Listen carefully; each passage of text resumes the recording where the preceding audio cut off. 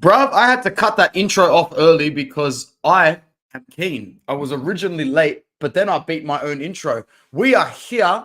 I'm here with 26 people already. 26 people as soon as I press live. That's dope. I know that we're getting to 40, 50. I hope you guys like the trim. By trim, I don't mean the hair. I mean like the overall neratsuri, the overall black and blue trim of today's video. We're rocking a plain blue into worldwide tee. If you desperately want one, you need to contact me personally. This is not on our range. This is exclusive.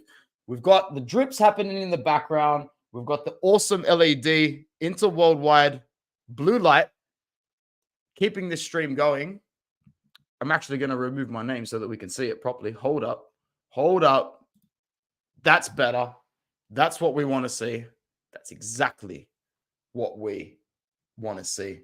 My name is Anthony. As you already know, we've got 29 people in the house. We've got White Suburban Kid. We've got channel members and my boy Matt Pickham, Adam, Massimo. Would love to say, but you have training. You kill it. Our brother Mattia, whose vlog now has about 2,000 views, which is awesome. Make sure you check out Mattia's vlog.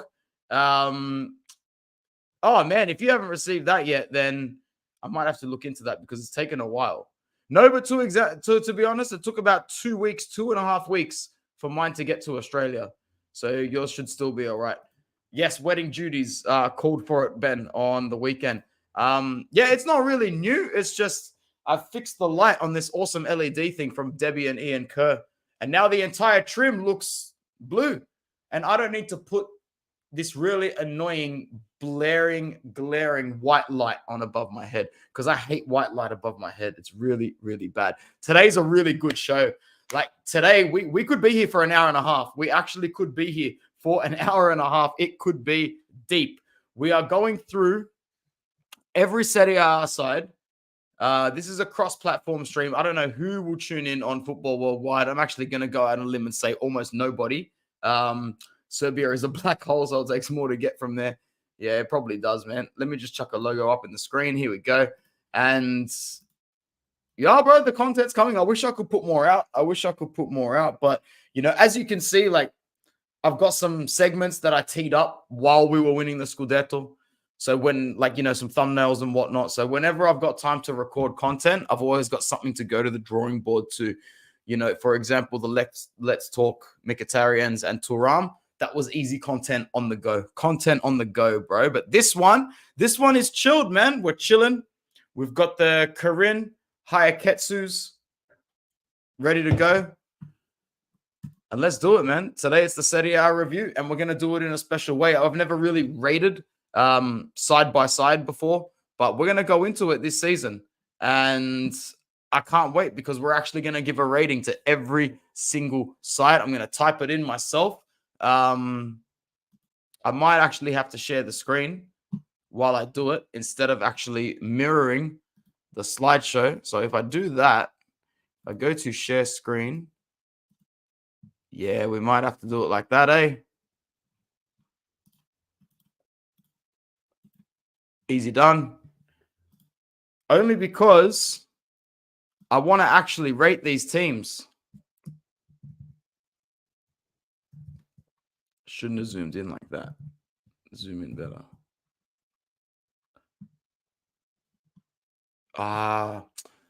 That's all right. I know what I'm going to do. I know what we're going to do. All good, all good. No worries. Hello, Rosemary. Good to see you. There's 32 people here right now. Make sure you like the video, subscribe if you are new. And yeah, the vlog's going very, very well. So guys, today we're rating every Serie A side. Keep in mind there is still one game left for Atalanta and Fiorentina. They will play each other tomorrow. However, it is what we call a dead rubber fixture in terms that the only thing that can change is a team's position on the ladder, but it doesn't mean anything from a financial point of view, from a qualification to any external competition point of view. And that is exactly why you see the likes of Atalanta and Fiorentina still being allowed to play out tomorrow's game. Can I move this or nah? Nah, but I can flick differently, but I don't want to do that. Should we keep it like this or like this? Nope. Nah. God, man. Why can't they just be normal when they do these sort of views? These views are awful.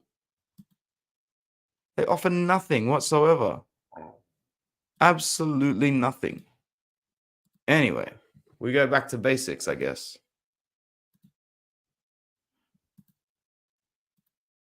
Perfect.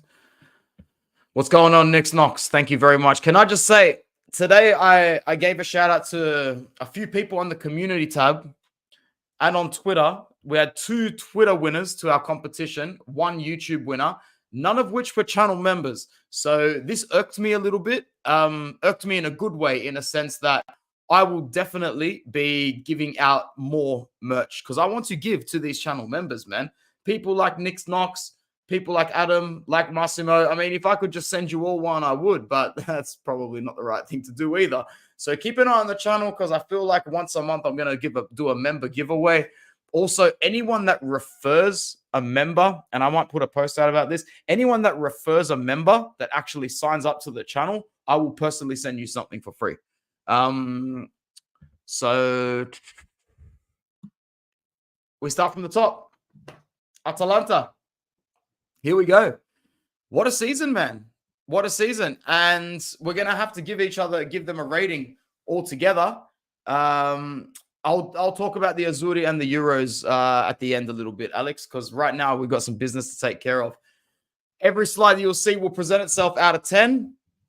Atalanta, what a season. If we can go back to the ladder for just a second, they will finish either 3rd, 4th, or 5th. So their position is still up in the in the stars. We don't know, but it will not change their qualification. They will go to the Champions League, and on top of that, they have won the Europa League. What an achievement from the club from Bergamo. Arguably, if not definitely, the greatest achievement in Juan Piero Gasperini's history, in all of these players' history, in the club's history.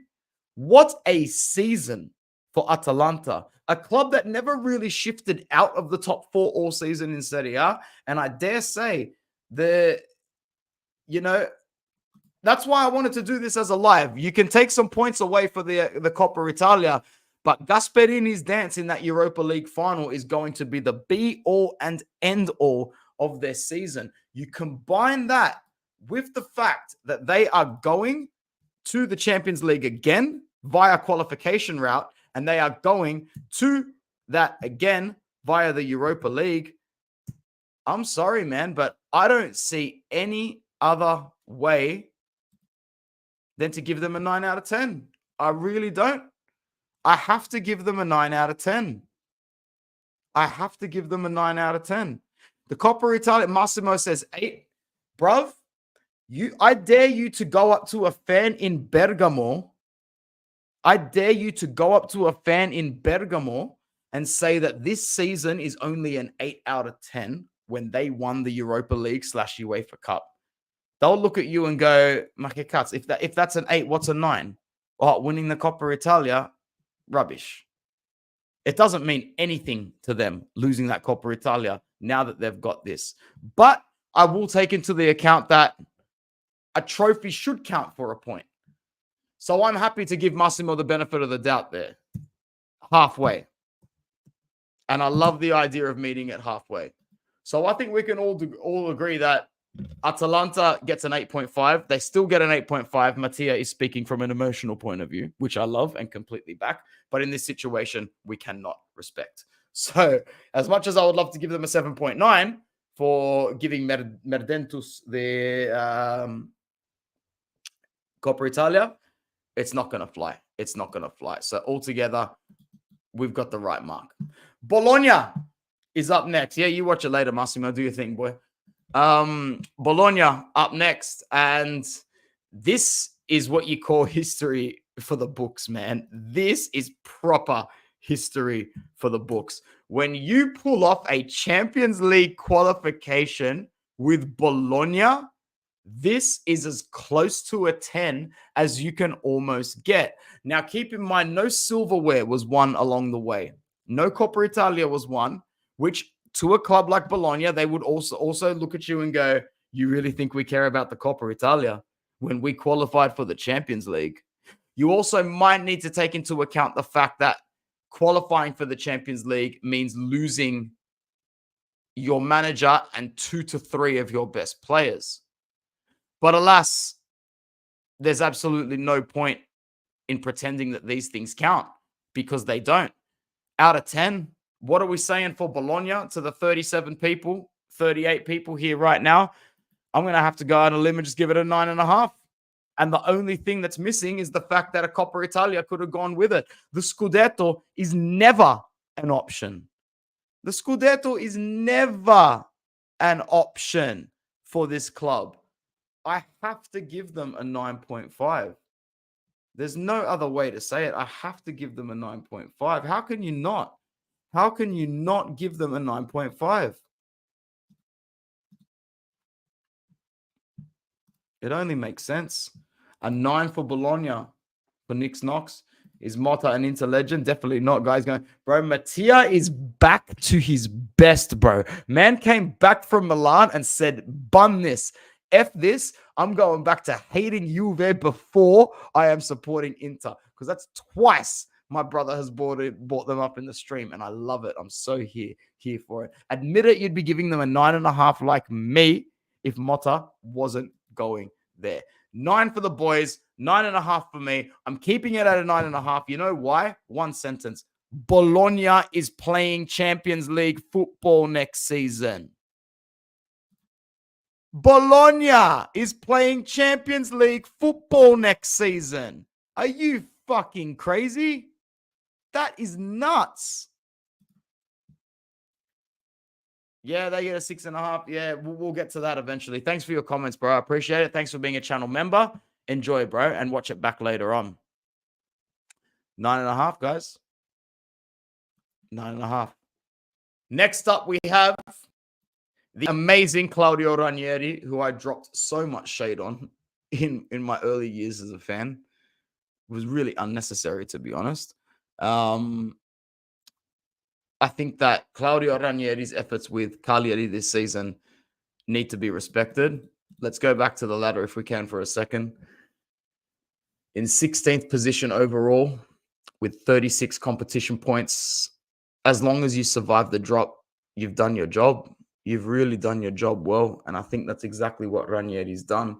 It wasn't a great season because they had so many games throughout the year where I remember watching it and just thinking, holy crap, they suck. They absolutely suck. Like, they're worse than Empoli. They're worse than Frosinone.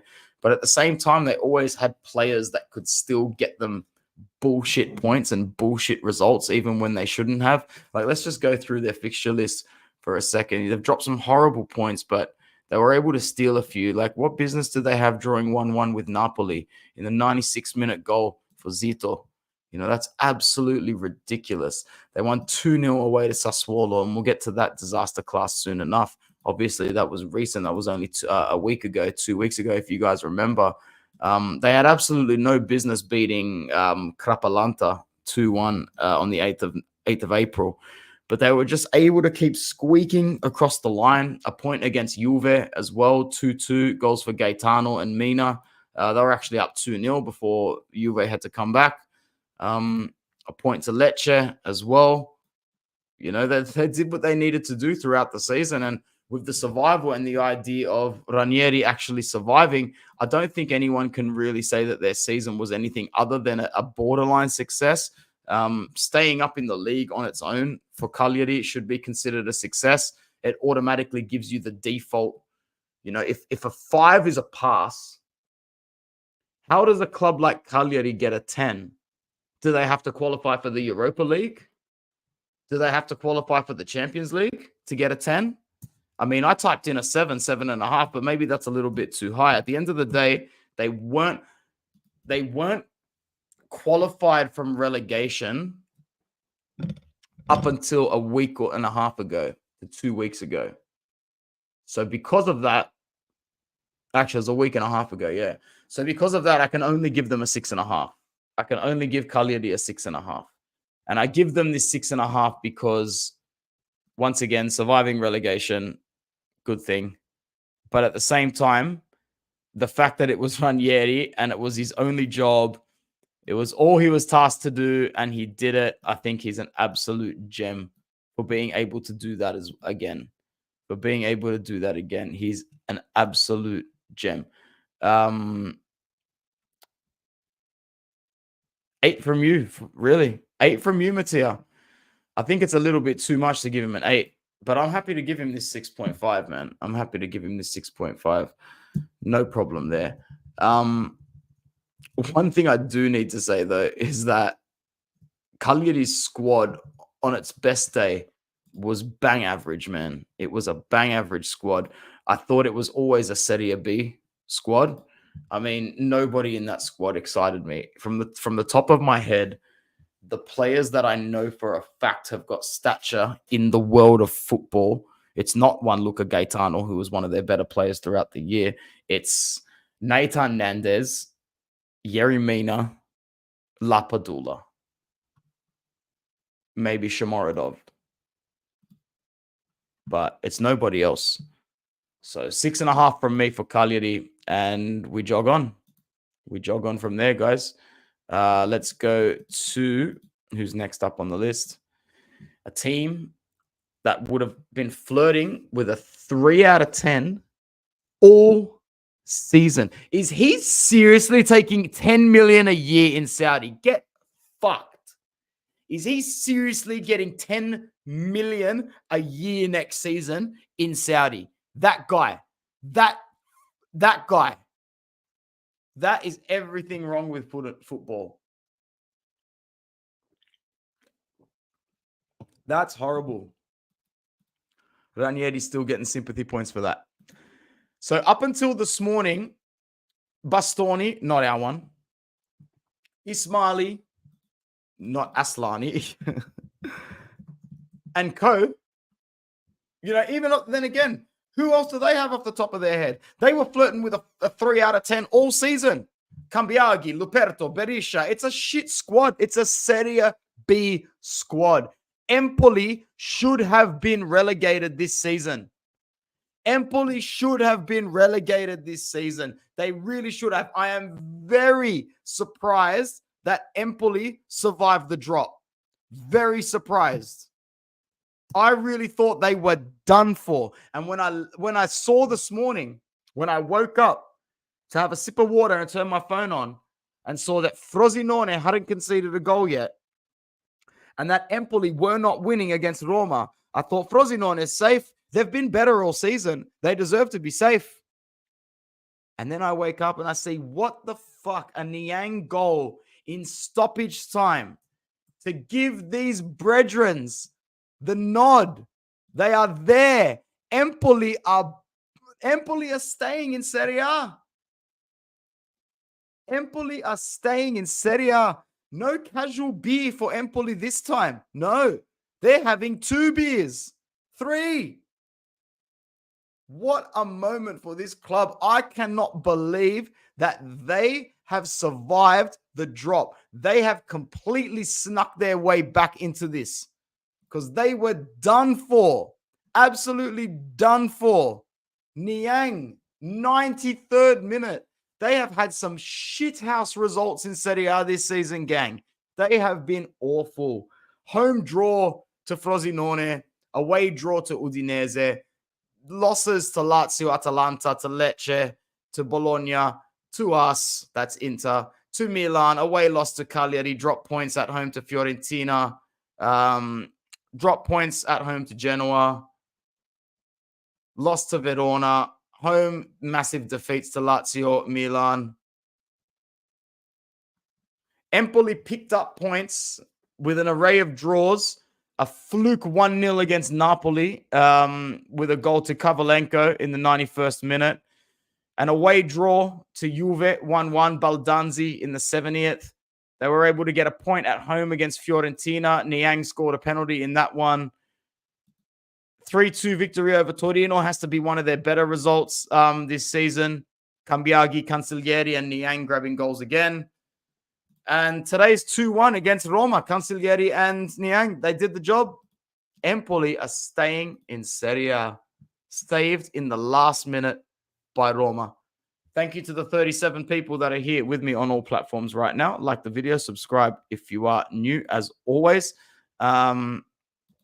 Next up, you know what it is.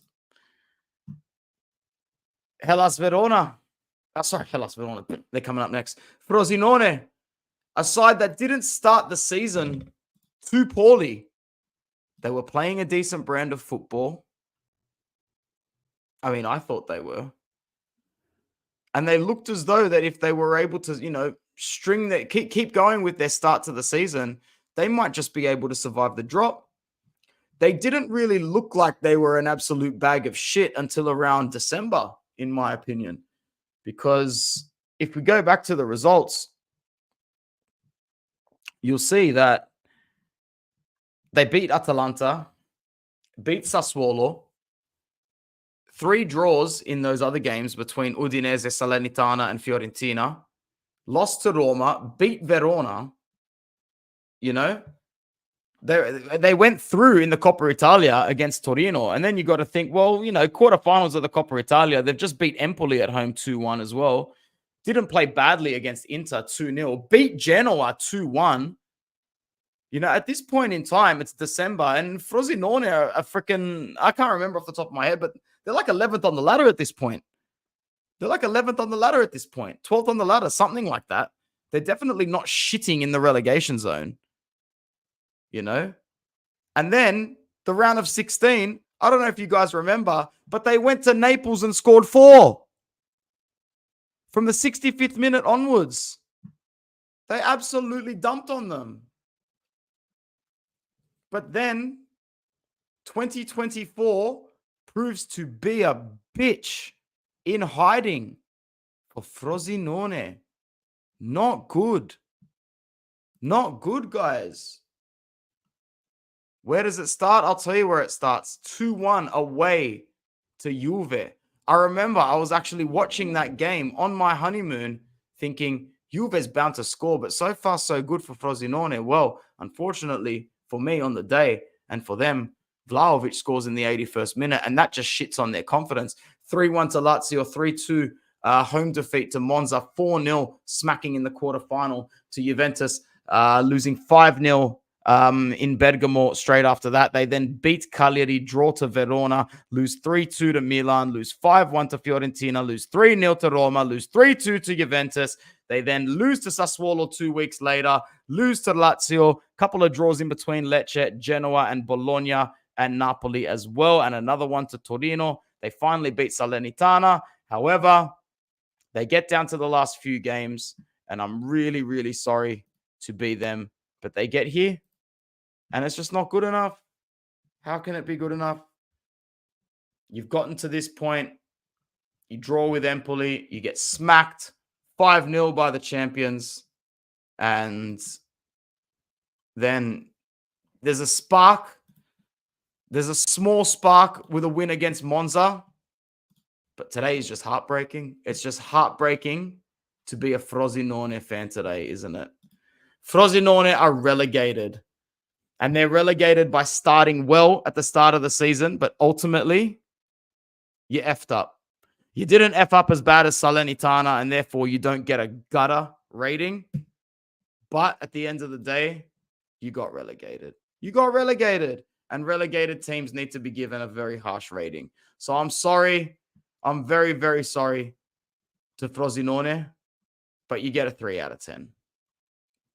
And you're lucky to get a 3 out of 10. That's a very generous rating for a team that's been relegated, to be honest. I cannot give you anything more than a 3 out of 10.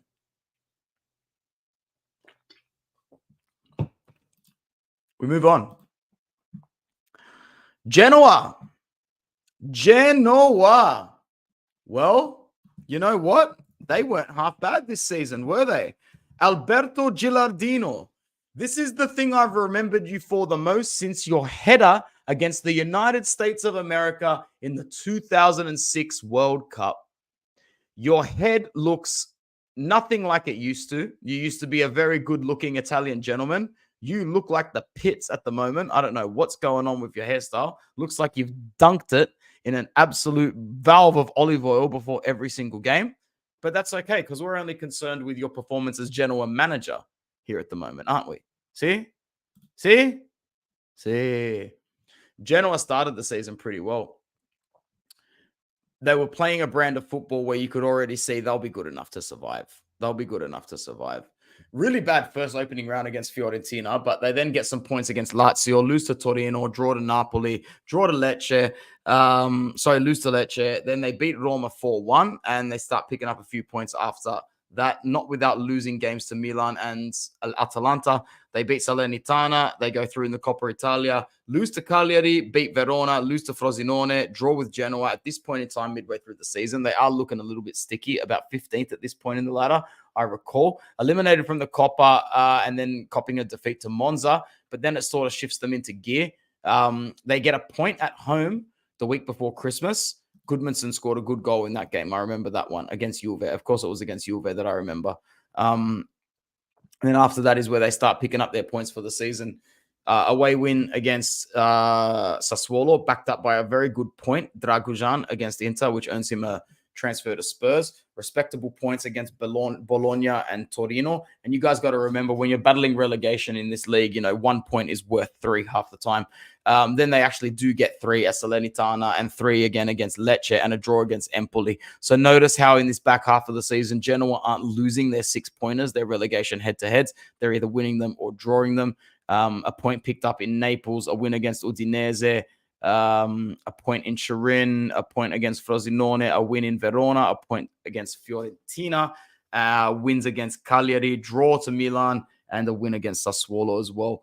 Genoa overall did pretty well this season. You can't really go out and say that Alberto Gilardino can do anything else. I think a 9 was actually copied and pasted from the team before that. My bad. I'm going to have to change that because it's not a 9. I can't give him a 9. He has done extremely well, because to finish 11th with Genoa is very, very bloody good. Don't get me wrong. It's not a 9, but we're not like screamingly too far off. Here. But for Genoa at the moment, I can definitely give Alberto Gilardino and Genoa a 7. You know what? I'd go one further than that. I think a lot of Genoa fans would be very happy finishing 11th in Serie A. You're virtually, if we go to the ladder just for a second. I can't see because my logo's in the way. How ironic.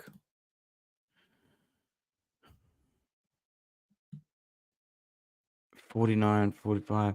Yeah, man, you're 2 games away from being in the top half of the table. So for that, you grant Alberto Gilardino his flowers.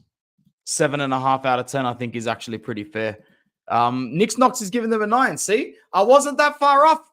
I swear I wasn't. But you can't give them a 9 with those results at the start of the season, cuz you cannot give them those. You cannot give him a 9. I didn't realize how many points he had dropped in the start of the season. Can't give him that. Can't give him that. I think 7.5/8 is a pretty fair rating for this guy. Moving on. We have Fiorentina. Now, this rating is still in limbo. Why? You guys should know why. I believe in 2 days or 3 days' time, Fiorentina will play. Who will they play? Fiorentina will play Olympiacos in the final of the Conference League. A final that they lost last year to West Ham United. We remember that. So, man, have you guys been commenting for a while and I didn't see them? Nah, all good. That's a comment from before. My bad. Yeah. So anyway, the Fiorentina result. Oh, cool. You're going to be in Athens for that game. Matt, send me some footage if you record anything. So obviously we're all hoping for a Fiorentina win here. Italiano has managed to get them into 8th position in Serie A. They didn't have a fantastic start to the season. I know there was questions about whether or not Italiano can get the best out of the players. I always thought he was a good appointment manager-wise for Fiorentina. I think that's a club on Italiano's level of management at the moment. You know how you see these mid-table managers, they reach a little bit too soon and they die, which I didn't want for Thiago Motta. Now I think it'll be the funniest thing in the world if it happens to Thiago Motta. Go figure. They had a busy start to the season because they had a busy end to last season, Fiorentina. They had the conference final against West Ham. For some reason, they played way too many friendlies, in my opinion. They played a bunch of friendlies leading up to the new season, both in Italy and overseas, including matches against Newcastle and Nice as well. So they've come into the season extremely busy. They've smacked Genoa, and then they had a Europa Conference League playoff. So they weren't even supposed to be in the Conference League. They lost the first leg 1-0 to Rapid Vienna, and then they won the second leg 2-0 to get through. So I'm sure they're happy about that. Nico Gonzalez scored both goals, one of them being a penalty. Glad that he remembered his penalty shoes on that day and not against Inter. Some questionable results Serie A-wise for them at the start of the season, like a home draw to Lecce, 4-0 against Inter. Not a good result, obviously. 1-1 draw away to Frosinone. They also lost at home 2-0 to Empoli, which is where the question started. Losses to Roma and Juve back-to-back, but then they beat Bologna, lost to Milan. Through to the Coppa Italia quarterfinals after beating Parma 4-1 in the round of 16. Decent draw to Roma, wins against Verona, Monza away. They then end up going through to the Coppa Italia semi-final after beating Bologna in penalties as well. So 2 back-to-back shootout wins for Fiorentina in the Coppa Italia. They lose the first leg of they lose the Supercoppa Italiana semi-final 3-0 against Napoli, which is pretty comfortable. They then lose to Inter 1-0 in a game which I really enjoyed because it was a game that we were supposed to lose. Suck shit to the haters. But here we sit once again. Questionable results against Lecce, Bologna, Empoli, and Torino in the back end of the season, but overall an 8th place finish because at this point they're probably focusing on the Coppa Italia and on the Europa Conference League. Very good away win against Maccabi Haifa and then a home draw, which gets them through.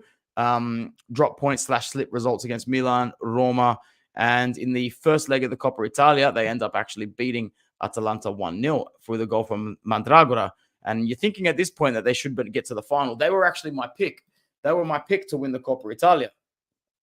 Because, we did them over in the final last season, and I think that they were very disappointed about that. I feel as though they were quite gutted at that. So what exactly does Italiano and his men deserve? Well, I mean, they drew in the Czech Republic against Victoria Plzeň, a team that Inter had to go through in the Champions League, I think, last season. And then they won 2-0 at home there. They get spanked in the Coppa Italia semi. So you you're pretty much docking almost a whole point off them there, because we know that cup football plays a large amount of significance in this season. So I'm going to give 2 ratings here.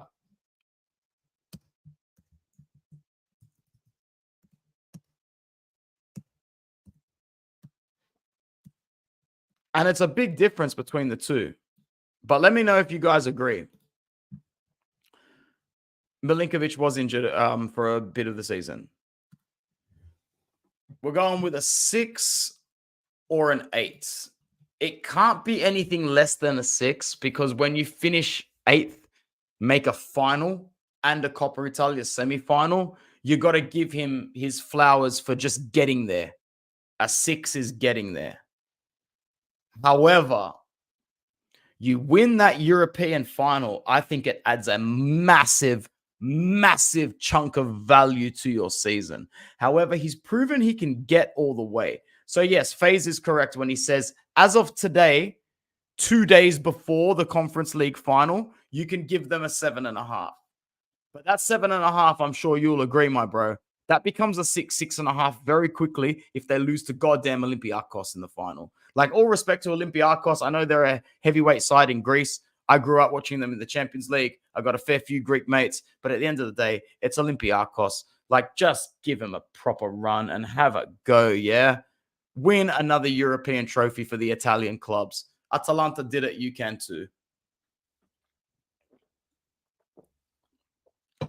There's 42 people live with me right now on Inter Worldwide. Make sure you like the video. Subscribe if you are new. And as always, let me know if you are new. So it's a 6 or an 8.5 for Italiano e Fiorentina. We move on to the easiest team of the 22 rank and rate. It's our boys. It's our beloved Inter. Scudetto winners, second star, Campioni d'Italia, which is all that matters. You have to dock a point for the Champions League exit. You have to dock a point. But you don't dock points for Coppa Italia exits at this point in time, because the goal is to win. One moment.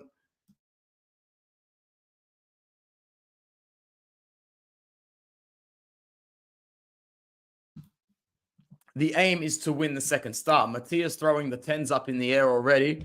I can't give us a 10 out of 10 because of the way we exited the Champions League. So, and this is the first pessimistic thing I've said in months. Believe me, anyone watching this who's not an Inter fan, which I doubt is anybody, there are some of our fans have started to lament our season and have taken the Oak Tree exit as the worst thing in the world. I mean, sorry, the Suning exit and the Oak Tree in as the worst thing in the world. Bro, they can suck it. I am not phased one bit. Campioni d'Italia. Campioni d'Italia. You see these 2 stars on this shirt? Yes. Feel me. We are the champions of Italy. I don't give a shit that our owner, who has not been around for 3 years, finally got told that he is being repossessed. It is what it is. It is what it is. I've said it over a couple of chats, and if I need to say it here and be the harsh one, I will. I don't care that he is gone. He has behaved like a fan the last 3 years and the last 2 weeks. These statements that he's put out, this letter to the fans, yeah, it's all nice, but it's all one bar too emotional for me, too sentimental. Pay your dues, Stevie. Pay your debts, cuz. If I don't pay my mortgage, the bank comes and takes my house. You get it, yeah? I get it that you love us. I get it that you're emotional and you need to write a letter. Oh, it's the fans. And I get fans are getting teary. Guess what? Get with it, bro. This is business. This is the real world. There are no time for jerk tears. There are no time for this crap. Stevie Zhang got exactly what he deserved, to lose his asset that he's not paid for. Thank you, Stevie, for the success. Thank you for employing Beppe Marotta. Thank you for giving the backroom staff your vote of confidence. Thank you for your early transfers. Thank you for your later transfers. But your behavior the last couple of years has been questionable. I didn't mean to sidetrack, but I know that I've got the audience here to sidetrack for it. 9.8 out of 10 for Frankie. What's up, G? 9 out of 10 for Tim. 10 out of 10 for Mattia. 20 out of 20 for Alex. Yeah, 100. 8.5 for FaZe because we lost to Sassuolo. Pick off, FaZe. I know you're joking. Yeah, it'd be great if we get that Saudi money. Guys, I give Inter-season a 9 out of 10. Arguably a 9.5. The only reason it's not a 9.5 is because we didn't go through to the quarterfinals or the semifinals of the Champions League. It's not a 10 out of 10 for me because we didn't win everything. Are you allowed as a club like Inter to give yourself a 10 out of 10 if you don't win everything? I don't know. Is the treble winning season a 10 or a 12? I don't know. I don't know how we're rating this. It's all tongue-in-cheek ratings. I think we can all agree a 9 is respectable. If people in this stream want to get their panties in a knot, we'll give it the extra point. 5. Okay? 9.5 out of 10 for the champions of Italy. We are the champions of Italy. We are the champions of Italy. Yes, we did. We did beat them 5-1 and won the second star in front of their fans. We actually did. We actually did do that, didn't we?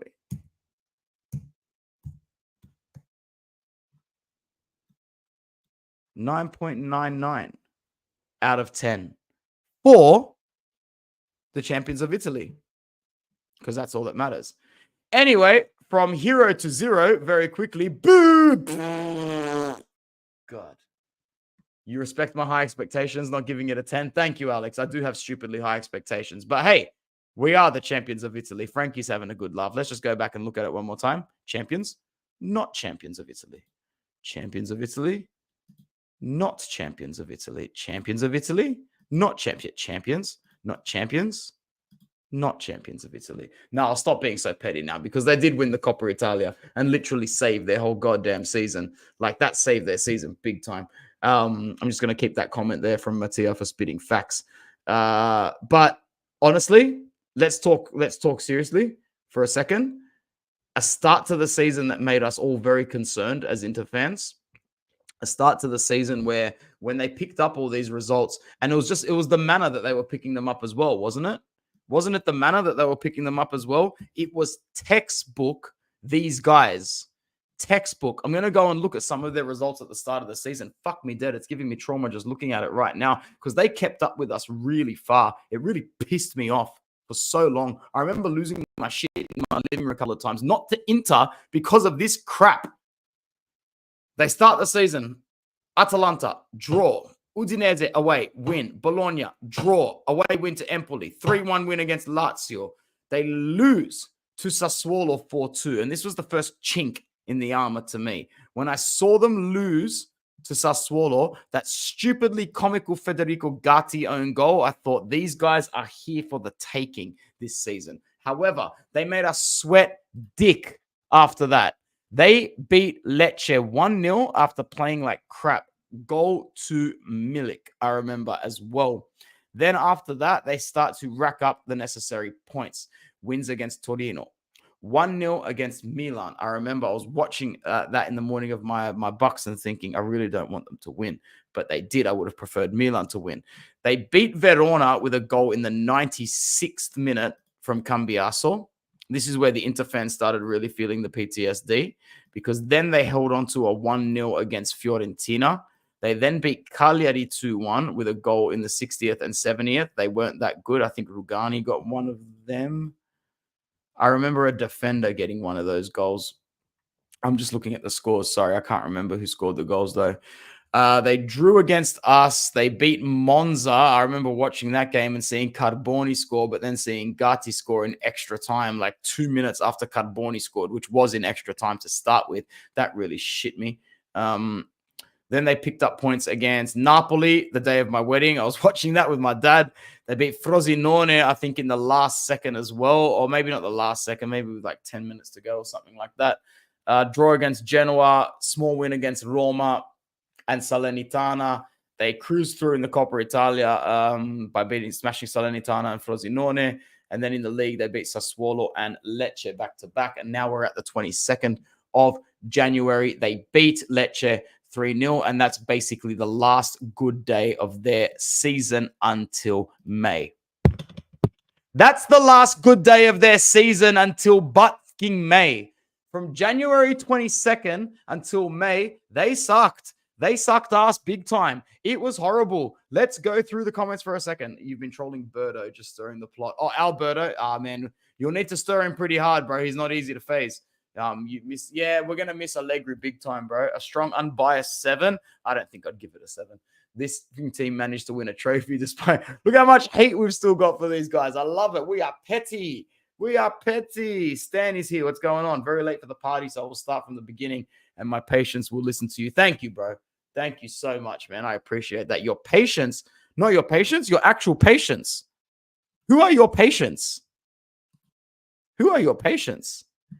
They dipped bad. Yeah, we'll get to Napoli soon, bro. Don't you worry. They are in here very much so. Overall, let's get back to the funny stuff. 1-1 at home to Empoli. Really bad result. Really, really, really, really bad result because it's just before the derby. We beat them 1-0. Then they lose to Udinese, which is an even worse result than ours, to be honest, because it basically puts the first nail in their coffin. They then can't beat Verona. In fact, they're lucky to even get a point out of the Verona game, which is basically the final nail in the coffin because they lose to Napoli, which when they lost to Napoli, I thought to myself, now Inter will run on and win this thing. Draw to Atalanta, draw to Genoa, lost to Lazio. They beat Fiorentina, draw to Torino, draw to Cagliari, draw to Milan, draw to Roma, draw to Salernitana. God, they sucked ass. Draw to Bologna, and they beat Monza. Man, they did not win many games in Serie A this season. Overall, Serie A this season, they will finish 4th. Thank you, bro. We got a new sub. Bash. Oh, you're a Man United fan, G. Good on you. Me too, bro. And I have no shame saying it anymore. Man United fan for 25 years. You listening, Mattia? You listening, bro?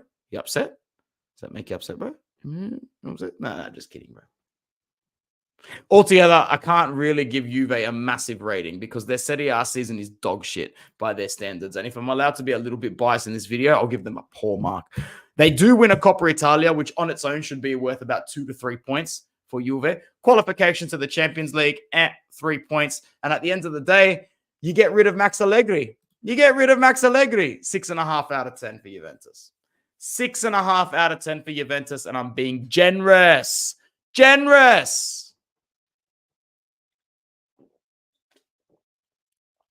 Good for them to come back and win the Coppa Italia. That's the only nice things I'll say to these guys. Piss off. Get off my screen.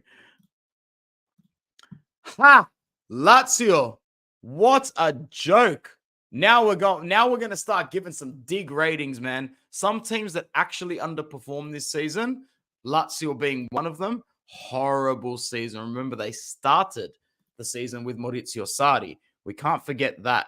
They started the season with Maurizio Sarri, but it just went bad to worse. Yeah, bro, if you're throwing a 3 out of 10 to Lazio, I can back that rating with my chest. That's a good rating for what's been a shithouse Lazio season. I get it. You lost Milinkovic-Savic. I get it. But the way Lotito behaves in the market is nothing short of disgraceful. If I was a Lazio fan, I would be pissed off every single day. You are like Spurs with no money. No Levy, bruv. No Levy. No Levy Lazio. None. No Daniel Levy. Absolute none. It's such a bad season. They had so many bad results, man. So many bad results. They started Serie A with back-to-back losses against Lecce and Genoa. They beat Napoli, lost to Juve, 1-1 to Atletico in their first game of the Champions League. Remember, Lazio were playing Champions League this season. Dropped points against Monza, Milan. They do beat Atalanta in the league and then Sassuolo. They lose to Feyenoord, beat Fiorentina, lose to Bologna, beat Feyenoord again. The first derby della Capitale ends 0-0. They lose to Salernitana. Shit result. Draw to Verona. Lose to Inter.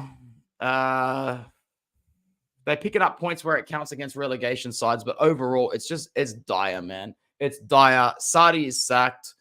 Tudor comes in and does like a borderline better job at just recreating some sort of structure going into next season. But ultimately, Lazio finish 7th and miss out on European football. They go from Champions League football to 7th and no European football. I'll repeat that sentence. They go from Champions League football to 7th and no European football with a sacked manager. Guys, so far, Lazio are our biggest losers of the stream. I'm giving them a 2 out of 10 overall for the season. I'm giving them a 2 out of 10 overall for the season. Sorry, guys. We'll just have 10 seconds of silence for Mattia to finish his hissy fit in the chat.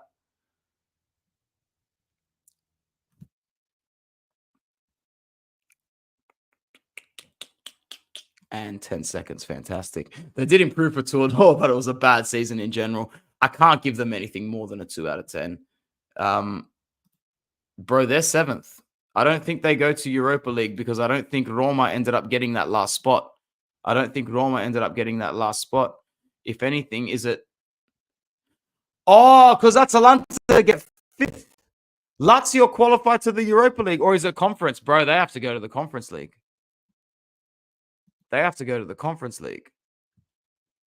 Yeah, it's not Europa. It's not Europa, bro. Roma go to Europa.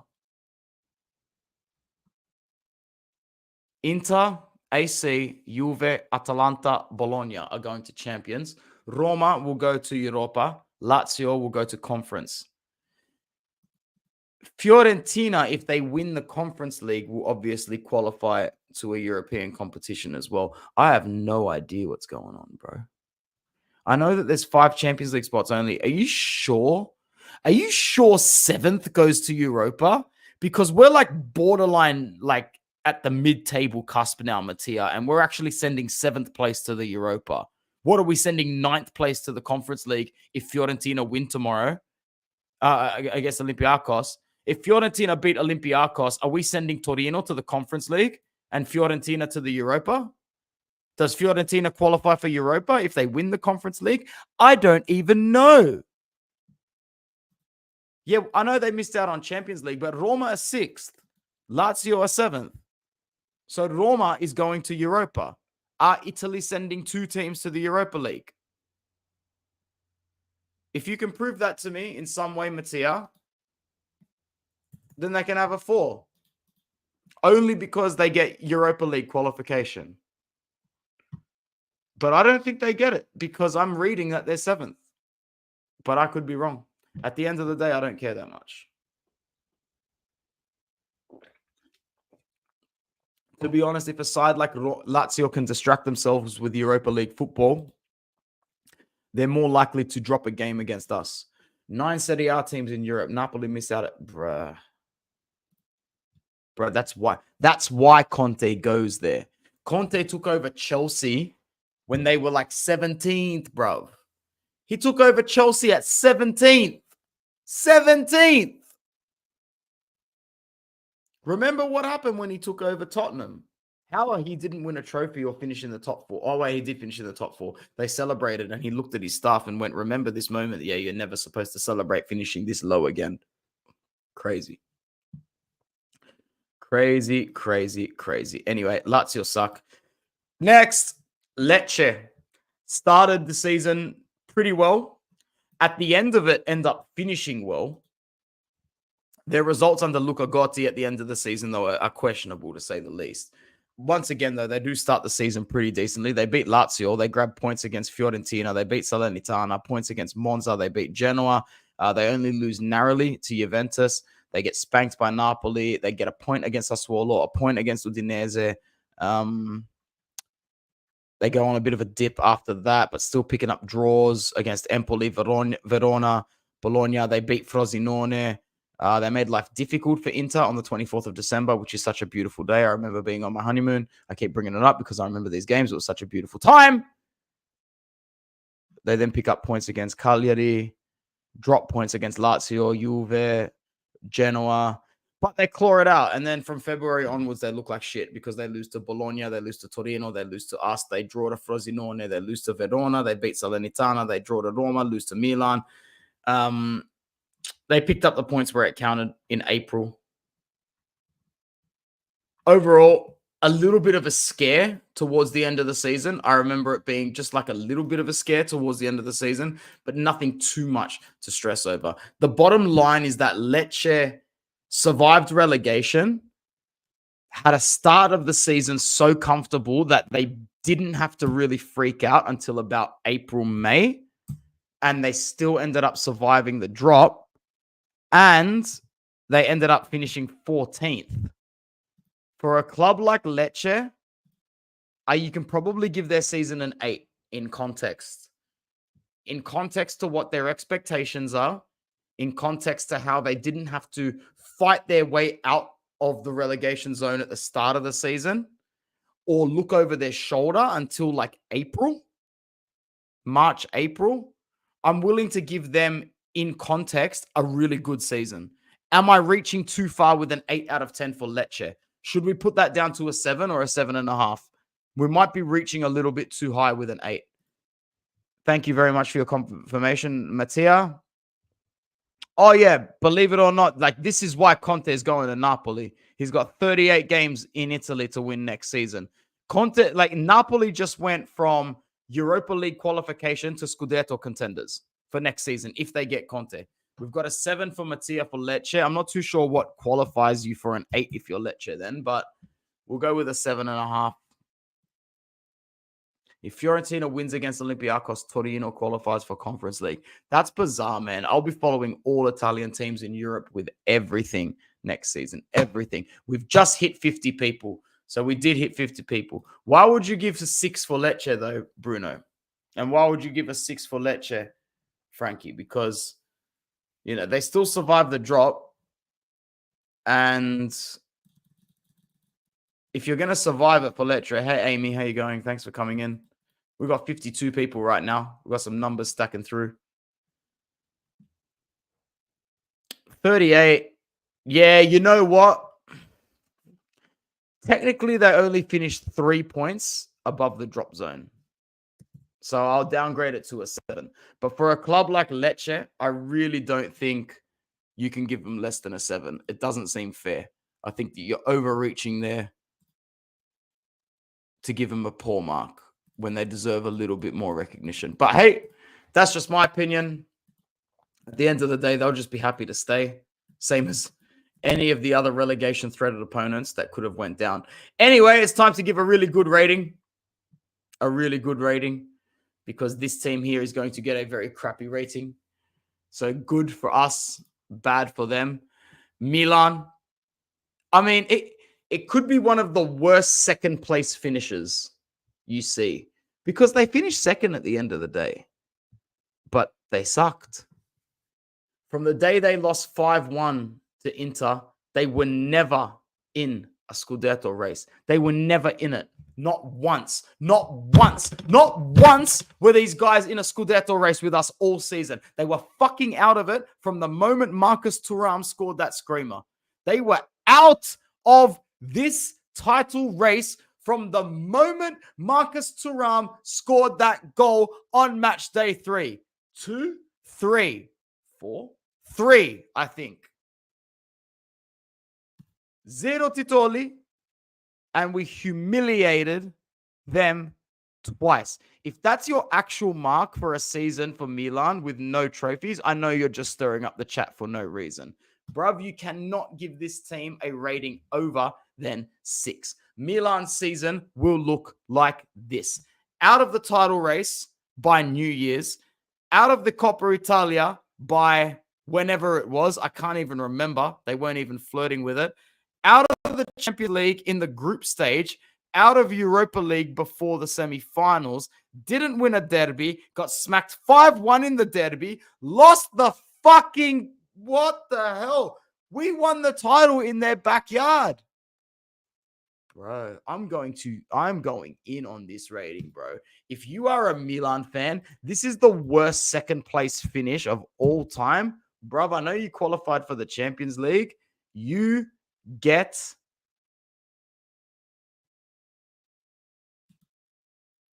4. You get 4. Season overall from 6.5. Bro, we're not talking about last season in the Champions League, buddy. That's last season. This isn't the 2022-23 ratings. It's 23-24. They couldn't beat Salernitana. We smacked their mums, bro. They can get a 4. If Inter had this sort of, I'm just saying what I would feel. If Inter had this sort of season, I would give it a 4 to 4.5. 4 to 4.5. But I can't imagine that because we're not going to lose 6 dead. We're not going to. It's not even comparable. It's not even comparable. Yeah, but second by how many points? Second by how many points? They didn't win a trophy all season, out of the Champions League in the group stages. Just because Bruno is my fratello, I'm happy to give this rating a 5, but I'm not going a drop above a 5 out of 10 for this. Oh, that would hurt, bro. Delgado, that would hurt. That would hurt. That would hurt. That would hurt. Yeah, come through, Bruno. I'm only staying another, you're literally coming in the last 4 slides. Go for it. That would hurt. But a 5 out of 10 is about as much as you can give for Milan, man. About as much as you can give. Not only that, their goal scorers were incredibly low numbers for where they should have been for the season. And I just think that overall, the distribution of goals and their results at the critical end of the campaign and where it mattered was absolutely garbage. Absolutely garbage. And for that, I can't give them a good mark and I can't respect them at all. Let's move on to a team starting with M that in context achieved even more than what Milan did. And that is Monza. Monza, after last season, were really, really good. Really good. I don't think anyone expected them to do as well as they did last season. But this season, hey, here he is, bro. Imagine not making a appearance for as long as you have and coming on to defend Milan. I'm going to mute myself. Bro, good luck. Good luck, bro. I'm surprised. Good luck. Go for it. First appearance. I'm not defending them. No, go. I'm not. Have you done Inter yet? Yeah. Have you rated Inter? Yeah. What was their rating? I gave 9.5. The chat gave 10. Inter season's 8. Maximum. Whoa! The chat because if you're giving Milan that score, you got to think UCL bottled it, Coppa Italia bottled it, and there was no other competition for us to fight in. We're out of the Coppa before New Year, so there was really nothing for us to do, and we had a strong team going into Champions League. And if you look at the team we had, it was competitive. And overall, we won the league 100%. Can't take that away. But how much of that league did we win? And how much of that league was given to us by the rest of the league being just so useless? Yeah, they sucked, but guess what? We gave other teams the league for how many years by being the 100%. 100%. 100%, but if we're giving Lecce a 6, a 5, you gotta give Milan something, because at the end of the day, and I am unbiased when it comes to this, as much as I hate that club, I think overall they exceeded a lot of people's expectations. When you've got champions Napoli just bottling it, not even making Conference League, to AC Milan overcoming everything. And they sacked Pioli as well, which I think was undeserved. But at the end of the day, that's a different story. We got our second star. We couldn't have done it in a much better fashion.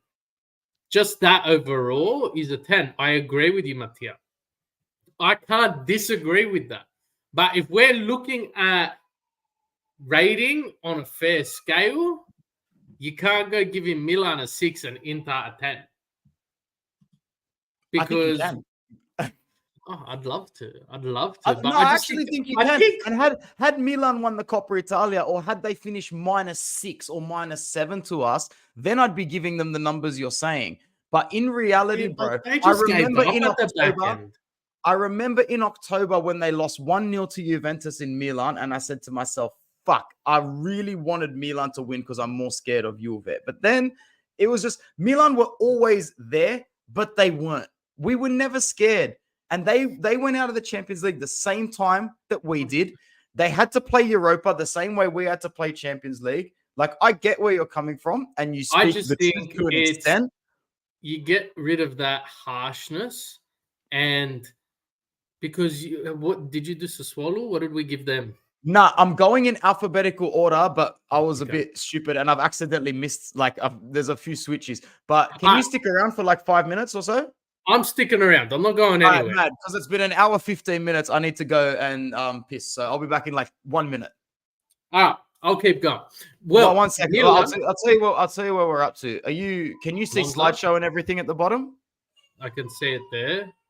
Let's add this. Yeah, beautiful. So if you go, let me flick. We've just done Lecce. We gave them a 7. You probably won't see the other one. We're up to Monza. We're up to Monza.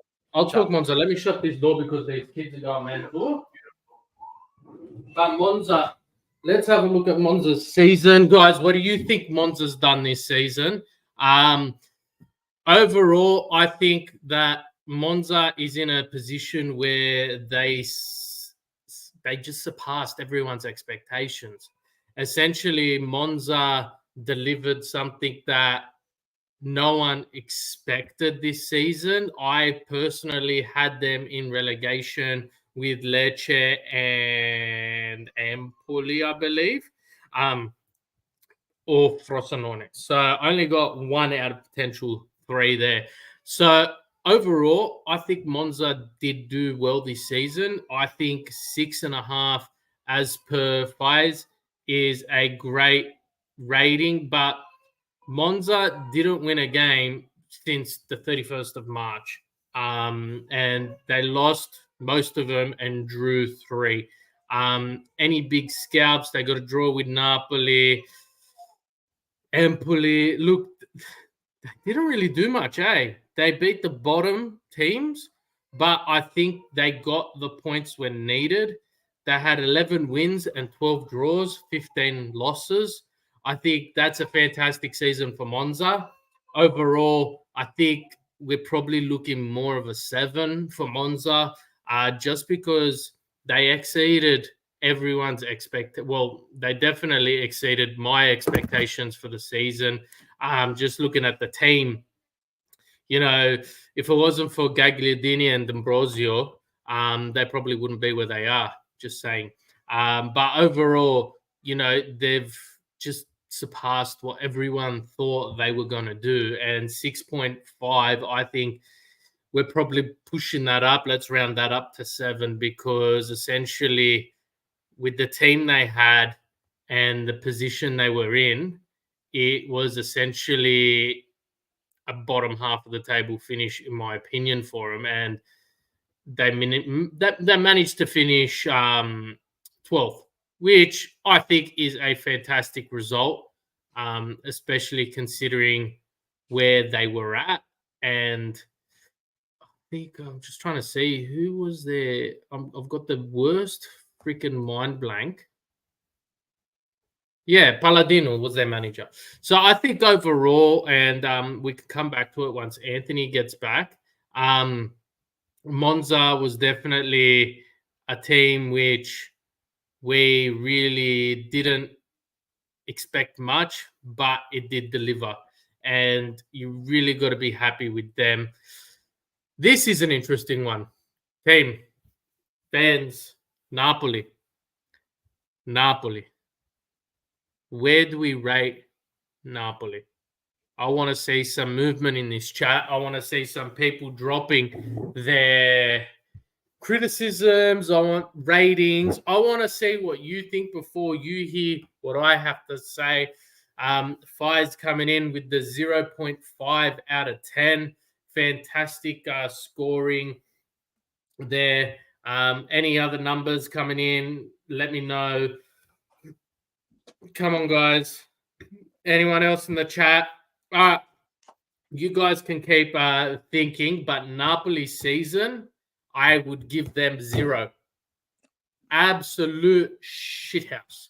If I could go in the minus, I would. I think this is potentially one of the worst defenses a champion team has done since Inter. You've got minus 100. Yeah, we settled on 7 for Monza. But yeah, look, it was sad The to see. worst. I've never seen a title defense like this in my 31 years on this planet. Yeah, it was disappointing all round. You just thought next game, but that next game never came. And when you're finishing with 13 wins and 14 draws across a 38 game season, it's absolutely horrible. And the former champs, they were the current title holders with a +7 goal difference. So they lost 11 games. They lost 11 games, but a +7 goal difference compared to being absolutely dominant champions. All right, you lost Spalletti, but what did he do for that club? He wasn't the players on that pitch. He was not on that pitch. Yeah, it's more than just Spalletti. You don't cough up that many points just by changing your manager, bro. No, you don't. And it was absolutely disgusting. I'm just trying to see, did they lose anyone? What player-wise? They lost Kim to Bayern Munchen. That was their biggest loss. But at the end of the day, in terms of progressive build-up and everything else, they didn't lose Krava. They didn't lose Osimhen. They didn't lose any of their... They didn't lose Labotka. They didn't lose Zielinski. They didn't lose Sombongisa. They didn't lose these players. But guess what? They are going to lose them coming this market. Like Zielinski, fingers crossed, it's not finalized yet, especially with all Inter's inconsistencies. But Taremi's over the line for Inter. So I think overall, I think Osimhen and Krava should have gotten them into Conference League on their own. But like based Bruno, off last season. Napoli's season is an example of a team that legitimately folded and gave up. You know, in the NBA and in America, how they say teams tank? Like, this is a proper tank job, bro. This is a team giving up in January and going, fuck it. In the NBA, teams notion that no one cares. In the NBA, teams tank to get the best draft pick for the next season and set themselves up. Napoli tanked for no reason whatsoever. And they were quarterfinalists. And I'm comparing it to last season because you can only go from season to season. They were quarterfinalists in the Champions League last year. Yeah. Should have gone to the semis as well. They would have given us a bit of better run than Milan did. Yeah, they were given pot 1 for this year's Champions League. Straight and up. In the world that we're living in, pot 1 and pot 2 are the 2 most valuable pots in that UCL. Where did they... We're giving them a -100 altogether because of their Serie A, but where did they actually go out in the Champions League? Was it in the group stages or was it in the round of 16? Honestly, it was the round of 16. They got dumped out by Barca. Yeah, and that was a game where I had, you look at Barca as a basket case. Xavi resigns. They beg him to come back, and then a week later they sack him.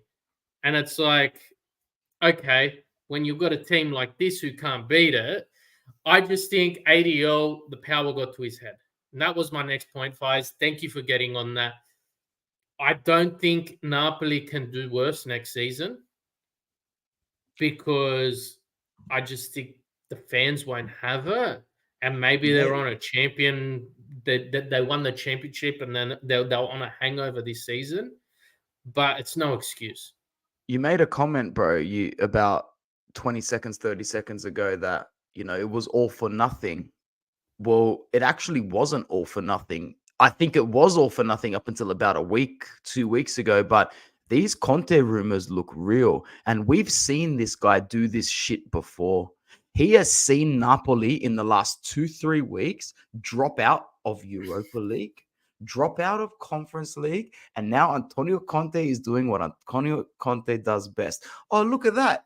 Inter hasn't won a Scudetto in 10 years. Oh, look at that. Chelsea are 17th. Oh, look, Spurs only expect me to finish in the top 4. Oh, look, Napoli has no European football next season.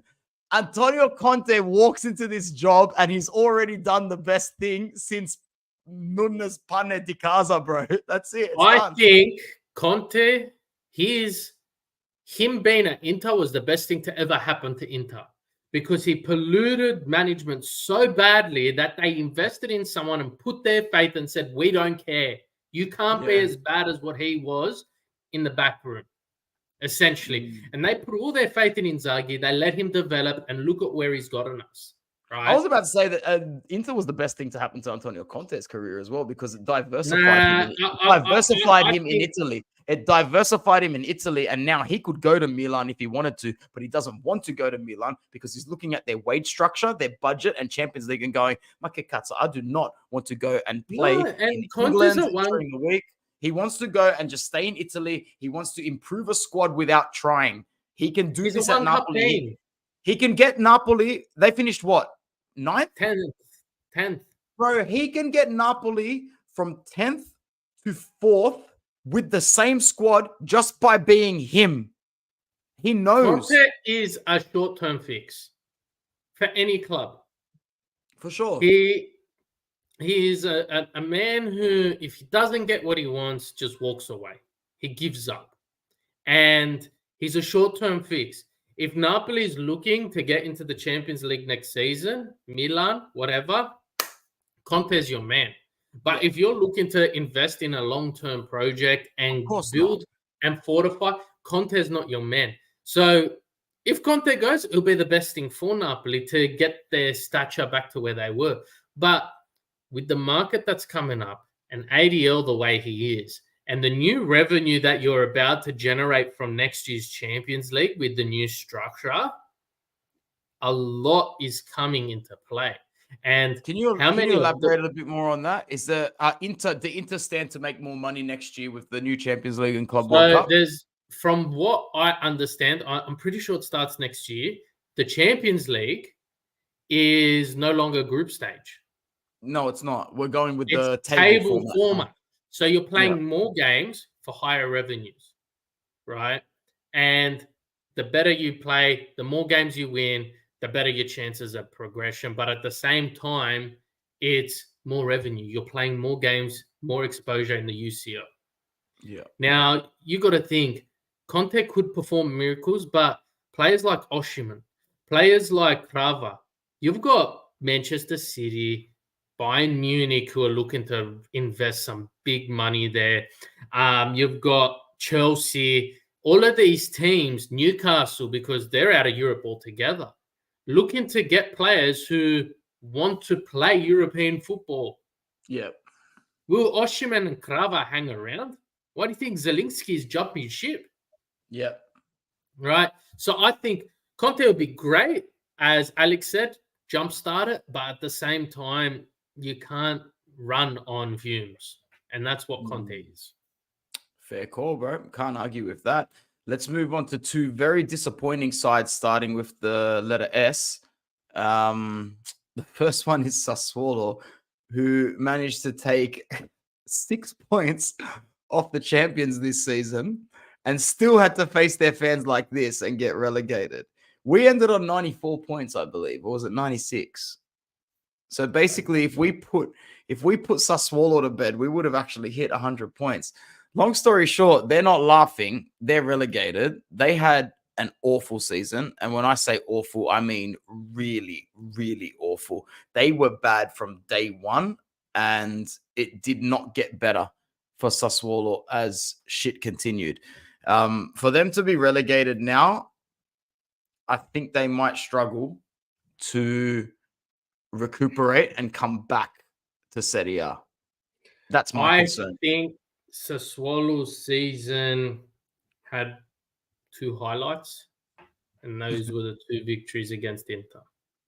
Now, other than that, I'd put them on par with Napoli at minus 100. And the reason I say that is because of the simple fact Sassuolo should not have been anywhere near relegation when you've got Monza, when you've got Frosinone, when you've got Empoli, when you've got Salernitana, who only got 6 points from 2 wins, right?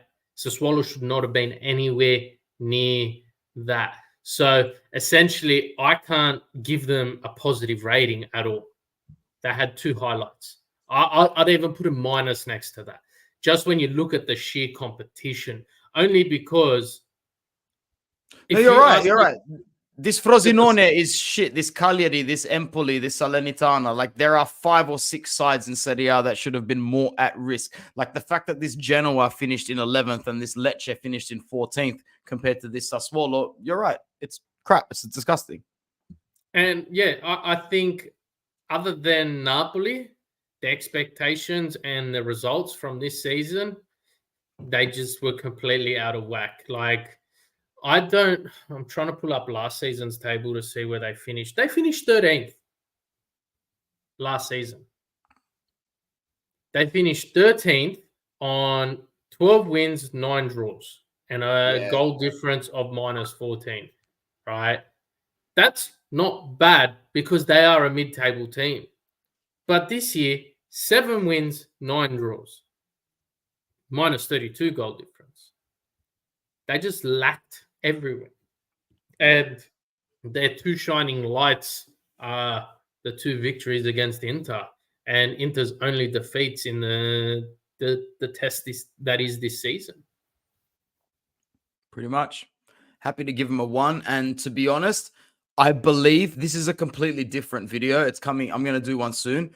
I believe he is at the level where we can have him as a 5th striker. It's a completely different video for another time. But my God, I saw Marco Arnautovic play some crap football this season. And I've seen Pinamonti play in this Sassuolo team and play better than that. It's a conversation for another time. And I want to bring Bruno in on it or somebody else because we're going to have 50+ games next season. I know that for a fact, but I don't want to sidetrack, but we are. So the idea of bringing Pinamonti back from a relegated team, you know you're going to pay unders. You know you're going to pay drastic unders. So we will entertain this conversation. Sassuolo and any team that got relegated, it's like going to the reject shop and getting your Colgate for $1 when it's $7 in Woolworths. Right. Yeah, but then you turn it around and it's got Arab writing in the top right corner, and you're like, you know what's going on? He knows, cuz. Bro, speaking of, bring this guy back, man. Save him. He was trying to save them all on his own. How many times did he need to bring out killer crosses or score screamer goals for Salernitana? Il numero 87, Antonio Candreva. Bro, save him. Just get him for free. Offer him minimum wage and bring him back to the club. No, we can't do that. But I feel sorry for him, bro. I feel sorry for him. I feel sorry for them. It was a really bad season. Who was it that was really bad like 2-3 years ago that was like the worst team ever? Was it Crotone? Salernitana might have been even worse. Yeah. I think How many points did they finish on? I'm pulling that up now. I've got the table. So last year's last place finished on 19. Who was that again? Last year, Sampdoria. Oof. And then the year before, Venezia, 27. Parma, 20. Keep going. Spal, 20. Kiev, 17. 17 points in one season. 21, Benevento. Like 18, Pescara. No, this Salernitana is the worst one. It's tied with Kiev, 17 points. That is shit. That I think that this team didn't go into the season with expectation. They got 2 points against Milan and Juve.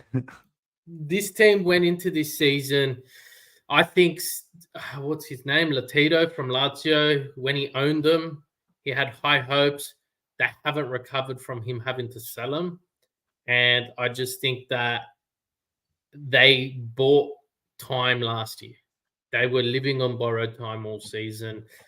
Other than Sampdoria's complete demise last season, I think they would have been relegated.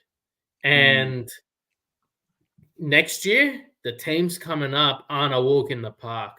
This Palermo has been building themselves for so long. Palermo didn't go through, bro. You're talking about Parma. Parma. Yeah. Have been building themselves for so long to try and get back in. The title race in the Serie B was so much more intriguing than what the Serie A was. And Parma, you just know they're the juggernaut. they're not coming back into Serie A to be the Empoli, come in for a Hard. drink and then leave. Hard. They're coming in to stay. And then Como, they've got a lot riding on them. And, Big investors. Big investors. You got Fabregas there, and I think he brings so much more to the team than just being a manager. And I just think Salernitana is not going to survive, but overall, their season, I'd have to say, on par with Napoli. But with that, I didn't have expectations of them doing anything. I predicted them to be relegated with only 2 wins. Okay, probably not, but someone's got to be the whipping horse in the group. Yeah. Just on that, like Como and Parma are going to be 2 teams that are actually coming to Serie A next season with business, man. Business to do. These ain't 2 pushover clubs at the moment. Como on its own just might be the smallest Serie A club to come in there in the last 10 years, structure-wise and history-wise, because it's a beautiful little city just out of Milan. But not only is it Fabregas, like I know for a fact they're owned by the Hartono family, which is the richest family in Indonesia. Not only that, they've had some big sponsorship go into their training facilities, into their women's team. Thierry Henry has pumped a shitload of shares into them as well. Like, Como are there. Like, Como are your definition of we are not just a pretty face, because they literally have one of the most beautiful landscapes and stadiums that you'll see in world football, but they're rocking up to the party tomorrow, not just ready to shake their ass, man. They're ready to go, and they will definitely get more than 17 points than this Salernitana team got. I'll give them that much. And honestly, I think that, Parma, you look at their history, that you look at their legacy, you look at some of the players that have played for this team. Overall, I think you're looking at a team who didn't they qualify for Europa League and then just get diminished all the way to Serie C or D because they went bankrupt or something? Yeah, I think so. Yeah, and they've just come straight back up. They did what Juve did when they got kicked out of Serie A and just dominated to get back to where they are. So, honestly, it's going to be interesting. But, yeah, Salernitana, just disappointing. While I'm here, Football Worldwide, Euros coming up. Mad. This is going to be a competition to watch, especially with Italy not having any pressure on them. Yeah, no one's bro, expecting I'm keen to just watch the tournament, man, because last time out, we were all hoping for glory. This time out, I'm just hoping to not get embarrassed. Anyway, I'm hungry, so we got to keep going on with this stream.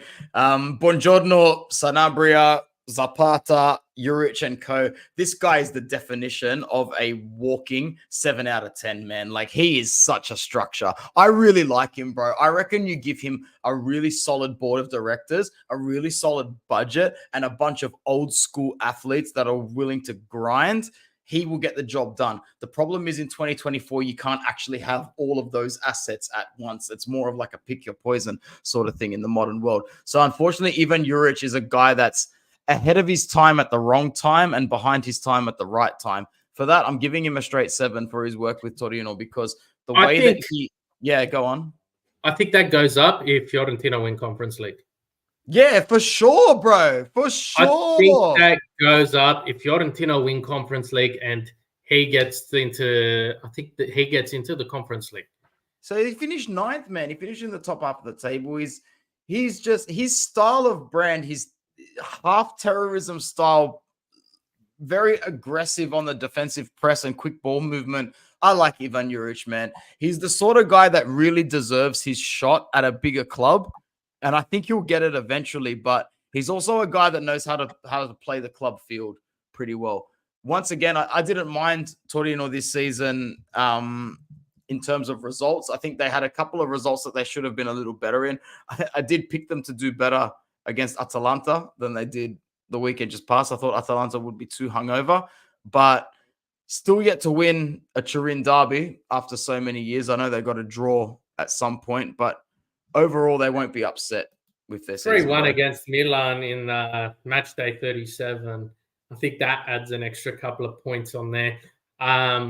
It's the never say. And Juric reminds me of it was De Zerbi who looked like this. and was overperforming at a smaller club and just lacked money, lacked assets, lacked the fact he could spend, and he managed to do what he did with.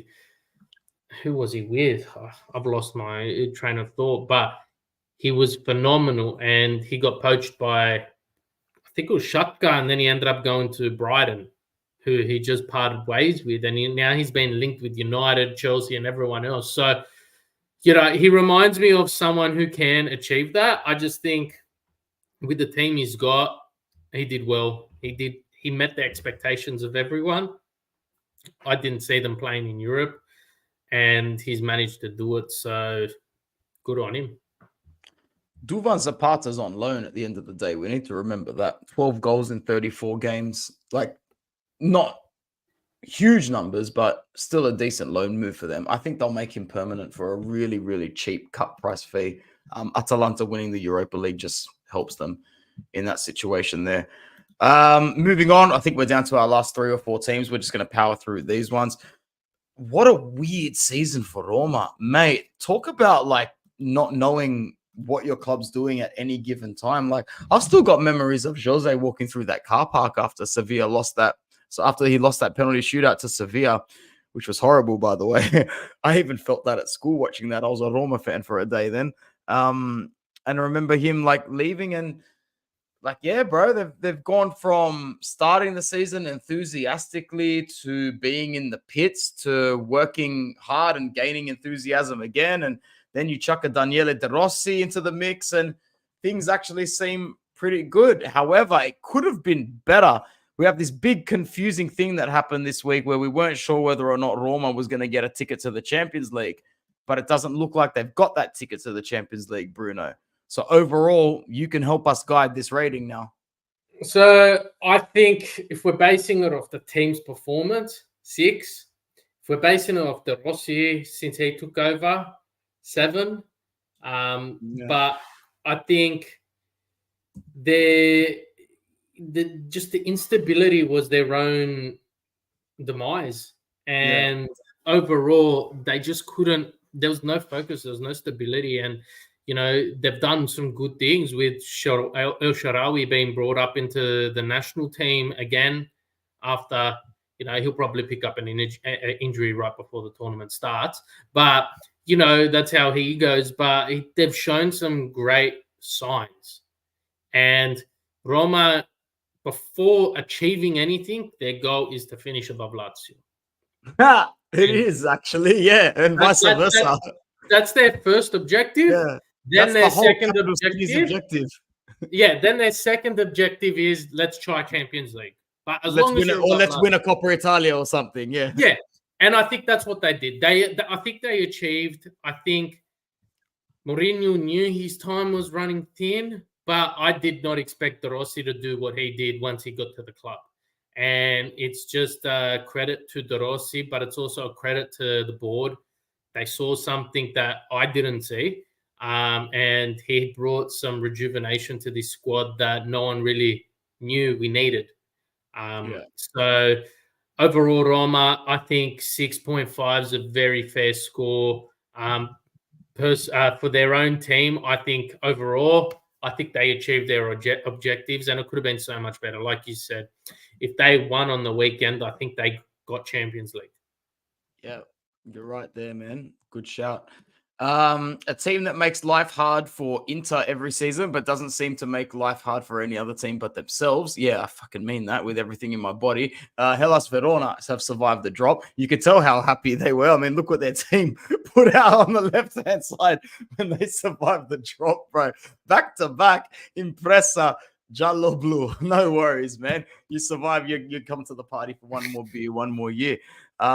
Decent results at the start of the season. Like with these sort of teams, you got to look at their 6-pointers. You got to look at their head-to-heads. It matters for everything in the world and more. 1-0 away to Empoli in the season. Very, very good result. 2-1 win against Roma. You got to be happy with that. A draw to Bologna. What else can we see of value up on the board here? Not too much. They've had a pretty shonky season. I think it's not a good season overall for Verona. They've survived the drop by how many points? 3. They finished 13th. They finished 13th, but flattering. they only made survived by 3 points. That's right? flattering. Their goal difference was minus 13, and Shit. they were closer to relegation than what they were to Monza. Can I say something? You know, these Veronas, these Lecces, these Udineses, these Cagliaris, like these guys are going to get relegated next season, bro, because they've survived and they think they've survived, but they haven't survived. Like we said, bro, teams like Parma and Como are coming for some of these positions. Some of these brothers that have been mooching off Serie A for a long time need to be very, very, very careful, bro. And yeah, I think it says it all. 13th, if you look at it like that, it's like, oh, amazing. But 12th was further away to them than what 18th was. And yeah, I think going into the season, you expect, they're 3 points off relegation, but they were 7 points off 12. Off 12. Yeah. So that just shows where Monza was. But at the same time, you're looking at Verona, and the expectation of this team over the last couple of years has been they're setting a higher bar. But they didn't achieve well. And I think the position is so flattering. And how many teams did they share it with? Yeah, they shared that position with Lecce.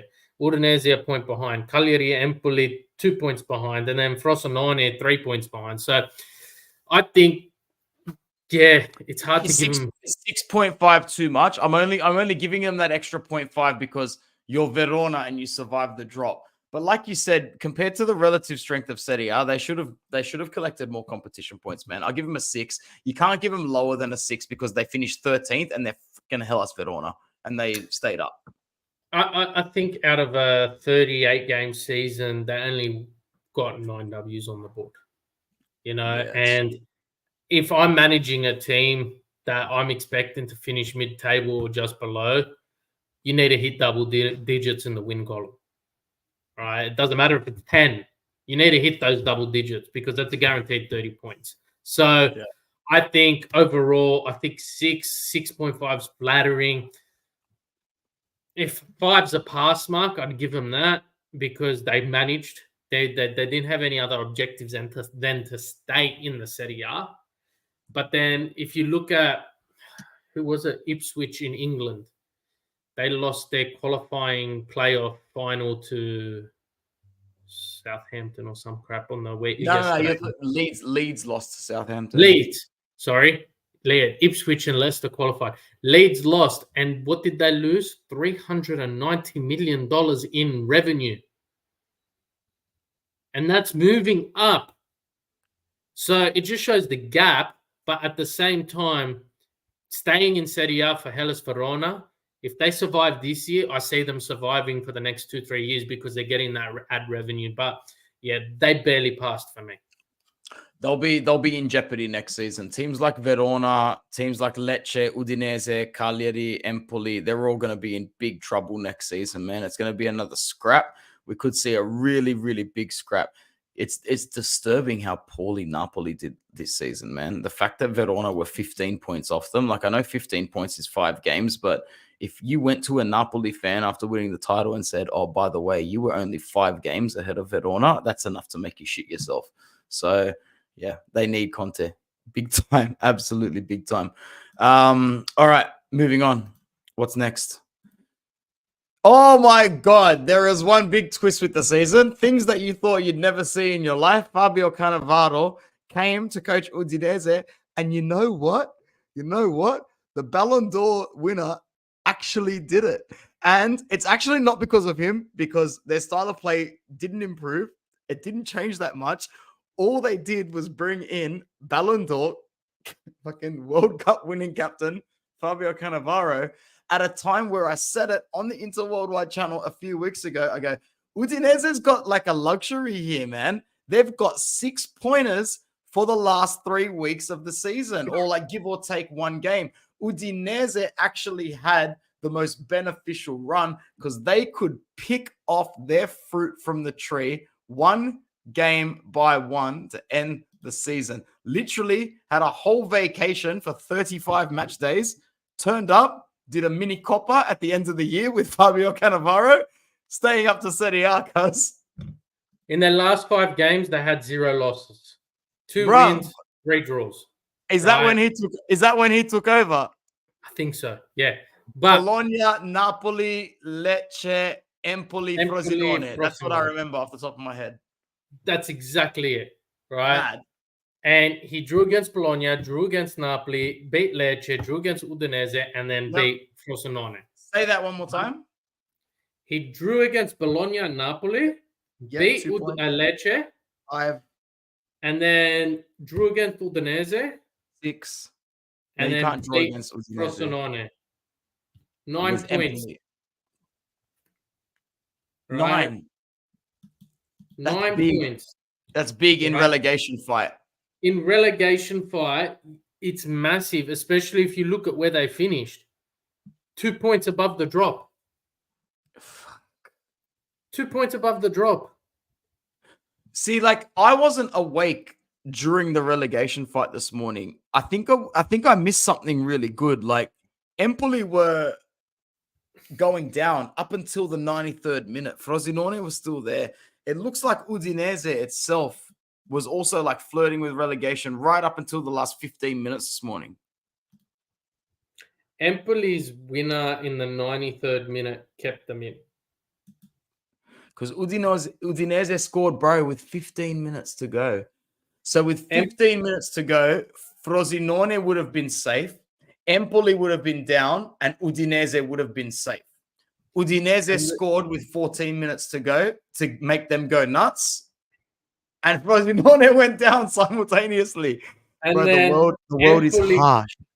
Yeah, and you would have thought Empoli was gone facing Roma, especially with how Roma had on the line. So, and then yeah, it was phenomenal. I think he did an amazing job. This year's relegation battle was probably better than most title fights across all of Europe. It's hard to give him a rating.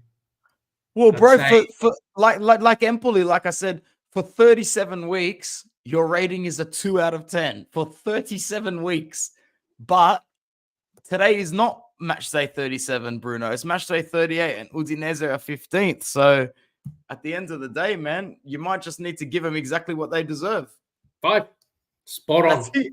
Not a dot point over, not a dot point under. Because realistically, if you go and ask their most passionate of fans, they'll tell you Udinese should not be fighting for relegation on the last day of the season. We should be safe. Yeah. And they were up, they were down, they were in, they were out, all in the space of 90 minutes this morning. And I think that's the beauty of the Italian league. That's it. And we've seen any team can beat any team. Well, only one team could beat Inter this season, but any team's competitive with every team in this cup and this whole competition. It's phenomenal the way this season landed. As for Inter fans, couldn't have been any better. Well, it could have been. Arnautovic could have scored that goal against Atletico, but we're not going there. Couldn't have been any better from a Serie A perspective for Inter. But as a neutral, you take Inter out of that equation and you look at the rest of the league, it was just every match day was, connecting to the IV. You called it with Udinese. They were flatlining. And then they charged it up, shocked them, bang, they're back to life. Like, mate, it was amazing. 100%. And Cannavaro is definitely the sort of guy to start next season with like 6 draws and 2 losses and get the sack from Udinese. But that's a conversation for another time, bro. I don't think they care. Bro, it was so good to see you. I can't believe it's 7 p.m. You're probably exactly like me. Your whole day has just been a blur of busyness, and you can't believe that you haven't eaten much yet. So let's go and eat, and I'll drop off. I'm going to make a camomilla, and I'm going to bed. Beautiful, cuz. I envy you. All right, man. I'll speak to you soon. Ciao, Forza Inter. Forza Bruno, bro. How good was it seeing that guy again, man? That just warmed my heart for the rest of the night. Guys, thank you very much for tuning in to Inter Worldwide. Today, we were able to review all the Serie A sides, and we will come back with some content very soon. I've got a couple of thumbnails in the work, and we'll be back. Also have been speaking to a couple of guests that we should be able to get on the channel very soon. My name is Anthony, Forza Inter Worldwide. Ciao, guys.